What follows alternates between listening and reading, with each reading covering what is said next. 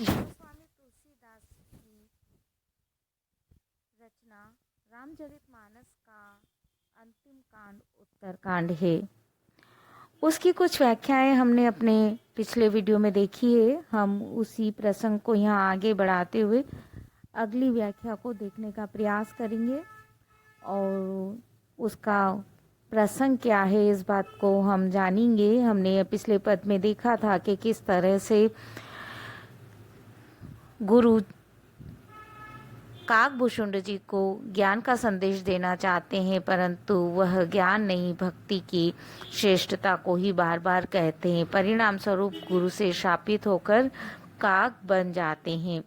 यहाँ पर जो पद हम देखना चाहते हैं उसमें उसी से आगे की बात को हम देखेंगे। पहले हम पद को देखते हैं, फिर प्रसंग में आगे बढ़ेंगे और व्याख्या को समझने का प्रयास करेंगे। इहा न पक्षपात कछु राखो, वेद पुराण संत मत भाषो, मोहन नारी नारी के रूपा, पन्न गारी यह रीति अनुपा, माया भगति सुनो तुम दो, नारी वर्ग जाने सबको, पुनि रघुबीर ही भगति प्यारी, माया खलु नर्त की बिचारी, भक्ति ही सानुकूल रघुराया, ताते ते ही डरपति अति माया, राम भगति निरुपम निरुपधारी, बसई जासु उर सदा अबाधी, ते ही विलो की माया सकुचाई, करन सकई कछु निज प्रभुताई, अस विचारी चे मुनि विज्ञानी, जाचई भगति सकल सुखानी, यह रहस्य रघुनाथ कर बेगी न जाने कोई, जो जाने रघुपति कृपा सपने मोह न होई,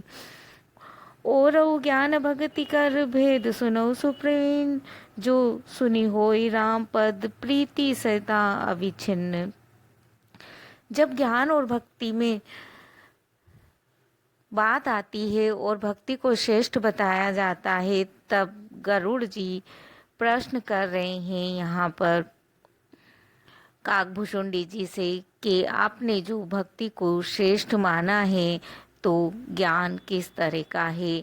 और इसी प्रसंग में यहाँ पर काकभूषुंड जी गरुड़ जी को भक्ति के बारे में बता रहे हैं। वे पहले माया के विषय में बताते हैं और फिर माया के विषय में बताने के बाद माया और भक्ति में अंतर करते हैं, और जो पद हम यहाँ पर समझने जा रहे हैं उसमें वह इसी तरह से माया और भक्ति के अंतर को दिखाकर भक्ति को श्रेष्ठ बता रहे हैं। यद्यपि माया भी स्त्रीलिंग शब्द है और भक्ति भी स्त्रीलिंग शब्द है, पर भक्ति और माया में बहुत अंतर है। इस बात को यहाँ पर बताते हुए वे भक्ति की श्रेष्ठता को और राम की उनके प्रति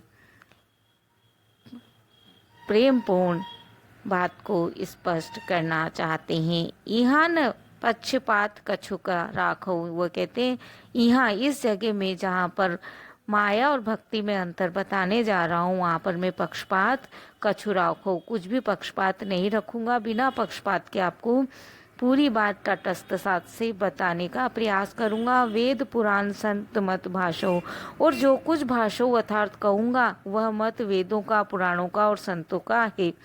मोहन नारी नारी के रूपा, ये बात कही जाती है कि स्त्री स्त्री के रूप पर, सौंदर्य पर मोहित नहीं होती। पन्न गार ये रीति अनुपाव, कहते हैं कि हे गरुड़ जी ये एक विशिष्ट रीति है, यह कि अनुपम रीति है कि स्त्री स्त्री के ऊपर आकर्षित नहीं होती है, मोहती नहीं है। माया भगति सुनो दो तुम दो, इसलिए तुम सुनो ये दोनों जो माया और भक्ति है ये नारी वर्ग जाने सबको, सब जानते हैं कि ये स्त्री वर्ग के अंतर्गत आती है, स्त्रीलिंग के अंतर्गत आती है। पुण्य रघुबरे भगति प्यारी, और पुनः रघुवीर को, श्री राम को अपनी भक्ति प्रिय है। माया खलु नर्त की बिचारी, उनके समक्ष माया तो बिचारी खल है अर्थात दुष्ट, माया तो केवल नर्तकी के समान, नृत्य करने वाली के समान है। भक्त सानुकूल रघुराया, जो व्यक्ति भक्ति के माध्यम से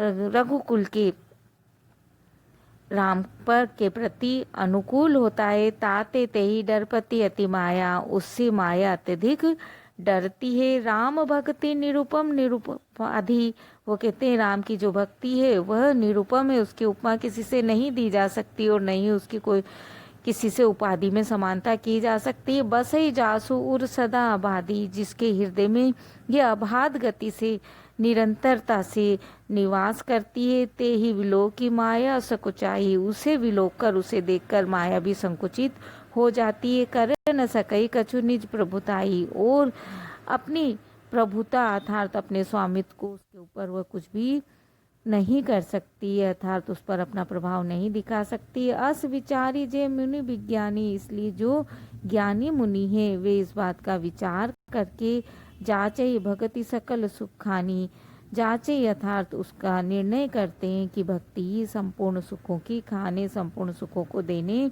वाली है।